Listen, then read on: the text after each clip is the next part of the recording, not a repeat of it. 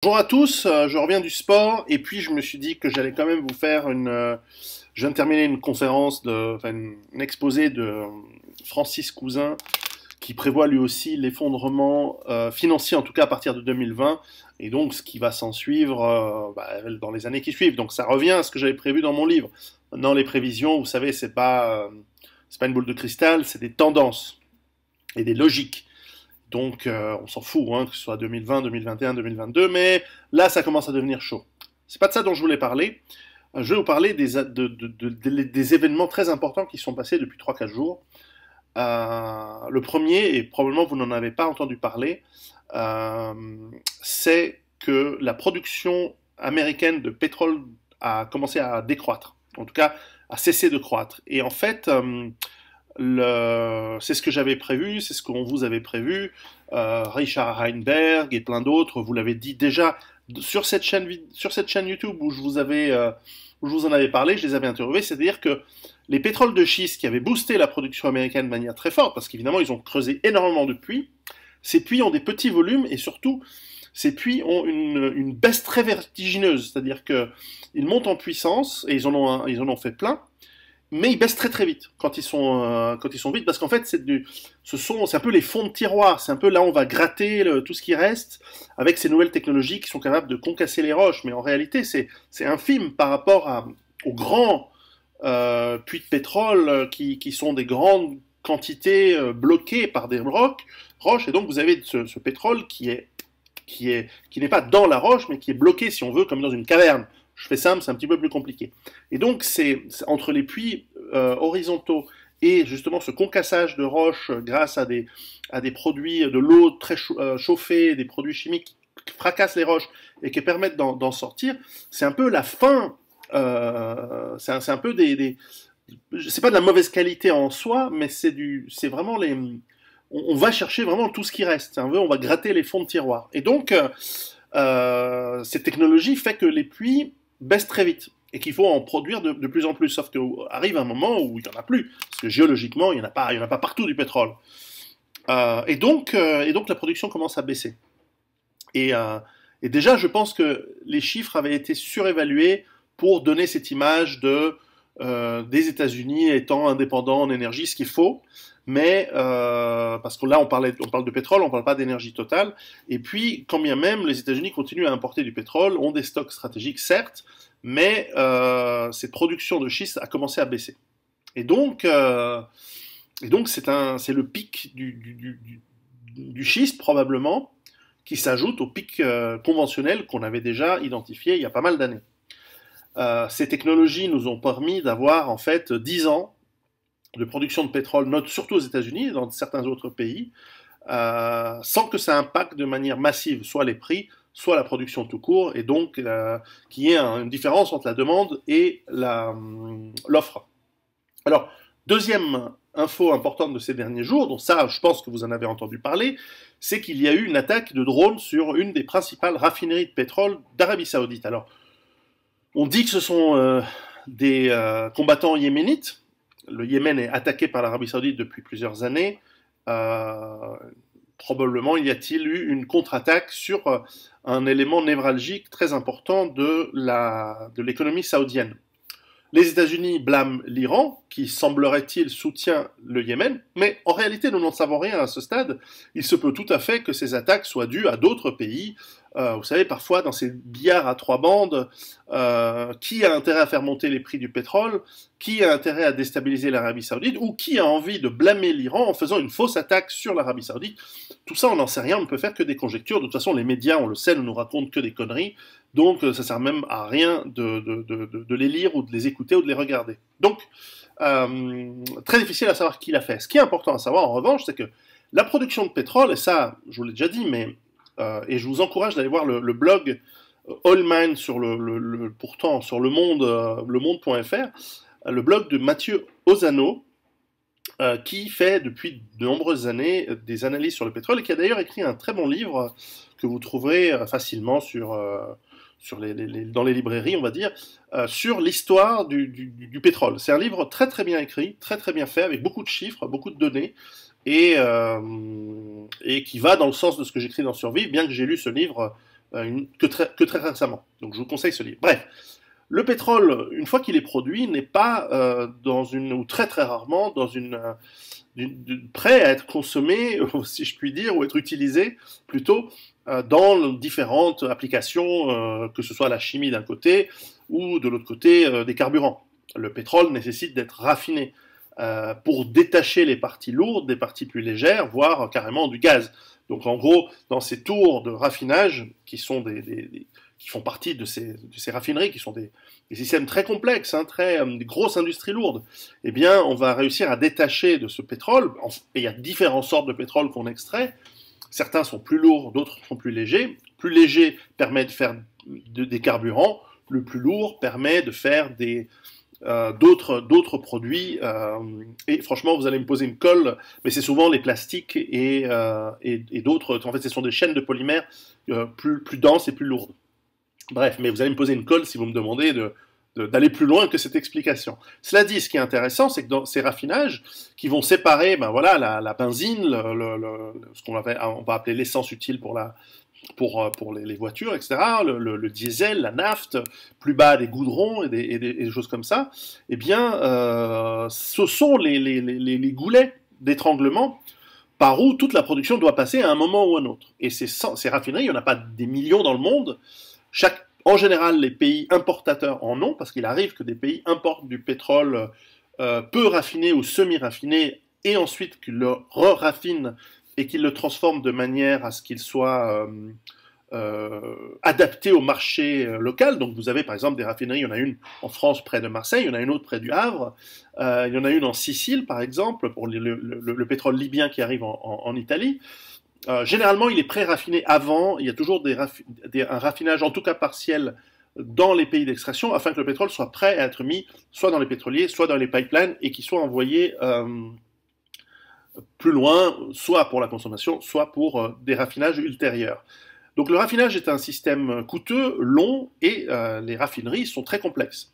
Donc lorsqu'il y a un sabotage, une attaque, un attentat sur une raffinerie, et maintenant, tout le monde le sait, donc forcément, attention en France aux raffineries, il n'y en a pas beaucoup, etc. Il y en a même une en Suisse, de raffinerie, pas loin sur le lac de Genève, lac Léman. Et bref, une petite. Mais enfin, ce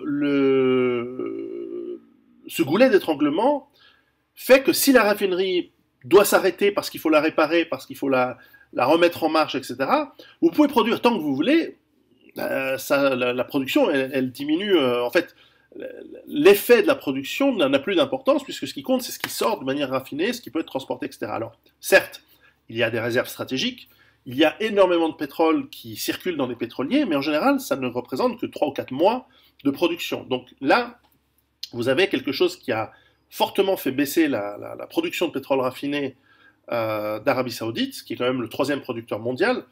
Et vous avez donc, par cet effet, une montée hier, lundi 16 septembre, suite à cette attaque, le pétrole a pris 20%.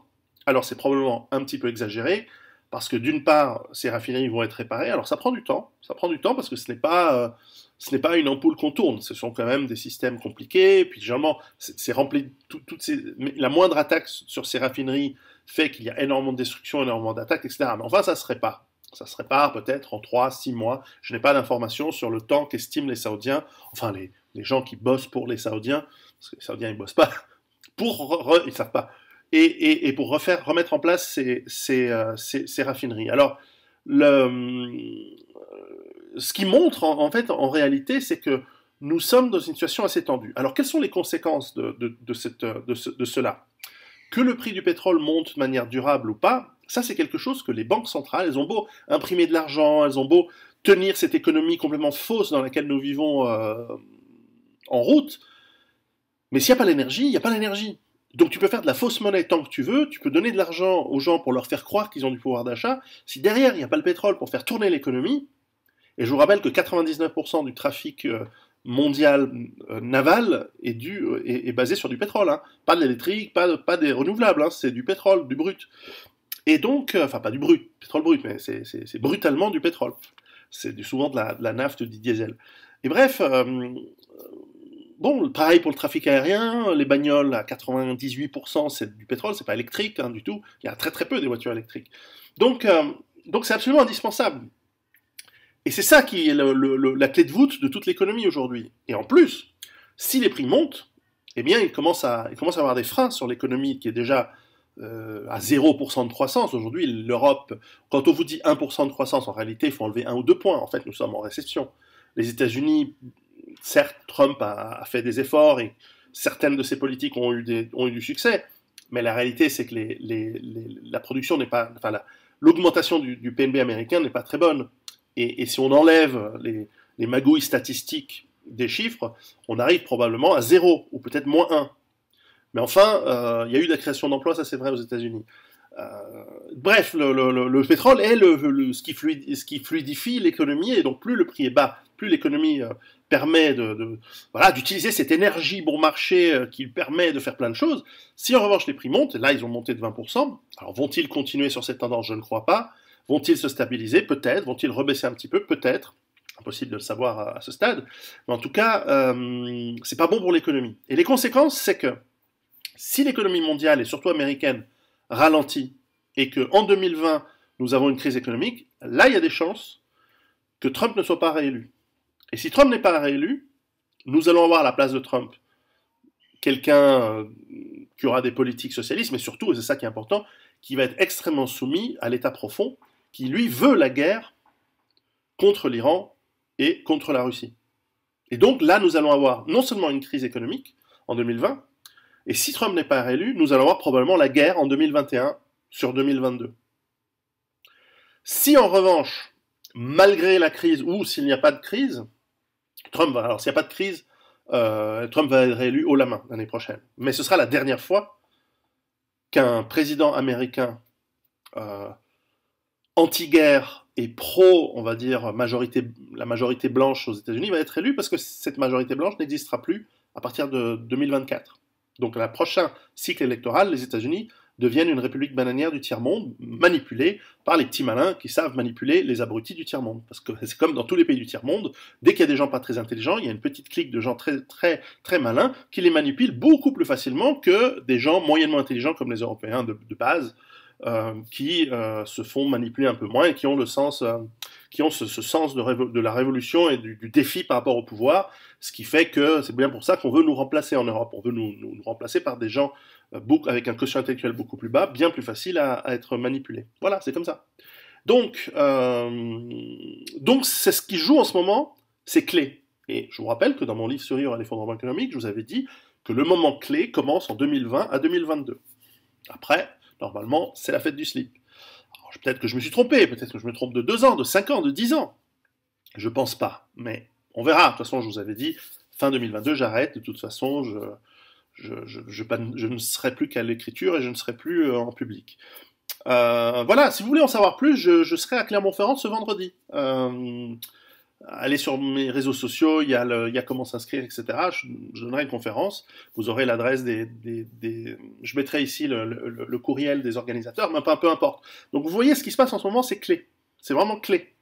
Donc nous allons vivre un automne et un 2020 extrêmement, où beaucoup de choses sont en train d'arriver voilà, à terme de leur maturation. Et probablement, voilà, 2020, normalement, nous devrions avoir la grosse crise financière qui va déclencher tout le reste. Et il faut espérer que non, il faut espérer que Trump va être réélu, il faut espérer qu'il finisse le mur, il faut espérer que vraiment, à la dernière minute, parce que là c'est vraiment la dernière minute, nous ayons ce renouveau, cet espoir qui va faire changer et inverser la direction. Aujourd'hui, nous sommes dans un moment de lutte, en tout cas aux États-Unis, entre l'État profond et Trump, et finalement la population qui le soutient. Nous avons vu en Europe qu'il y a ce bras de fer entre les pays qui sont encore avec la tête sur les épaules et les pieds par terre. C'est pas facile. Vous avez vu en Italie où, en ce moment il y a des retournements assez importants. On verra bien comment ça se combat. On a vu en France le mouvement des Gilets jaunes qui est un symptôme d'une révolte sourde qui est en train de monter et qui va se transformer dans des choses beaucoup plus violentes très bientôt.